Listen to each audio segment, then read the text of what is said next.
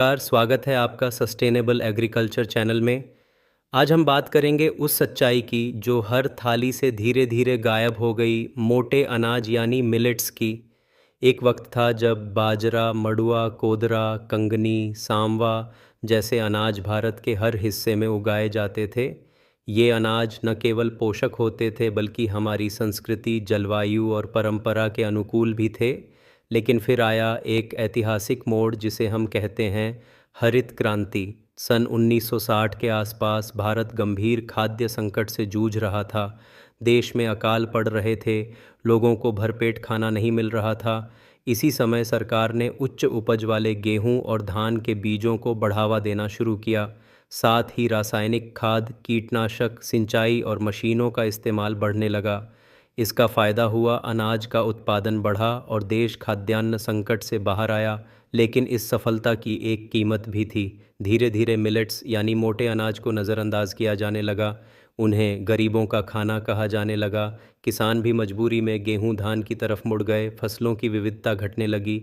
जहां पहले एक ही खेत में 5-6 तरह के अनाज उगते थे, अब वहां सिर्फ 2 फसलें दिखने लगीं।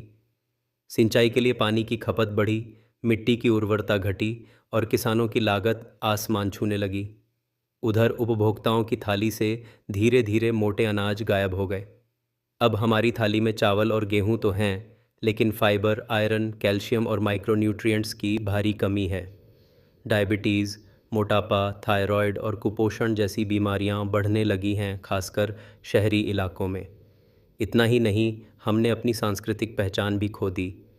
वो त्योहार, वो पारंपरिक व्यंजन जो मिलेट्स से बनते थे, अब सिर्फ किताबों या बुज़ुर्गों की यादों में रह गए हैं।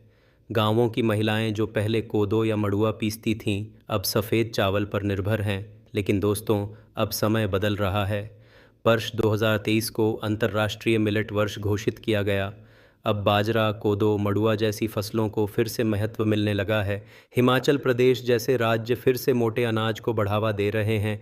हमारे बीच पद्मश्री नेकराम शर्मा जैसे किसान हैं, जिन्होंने बिना रासायनिक खाद के ही मड़ुआ और कोदरा को फिर से ज़िंदा किया है। अब ये हम सबकी जिम्मेदारी है कि हम फिर से मिलेट्स को अपनाएं, अपने खेतों में इन्हें उगाएं, अपनी थाली में इन्हें लाएं और अपने बच्चों को उनका असली पोषण दें।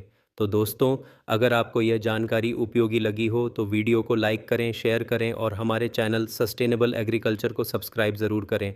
बेल आइकन दबाना न भूलें ताकि अगली वीडियो की जानकारी सबसे पहले आपको मिले। धन्यवाद। जय किसान, जय प्रकृति।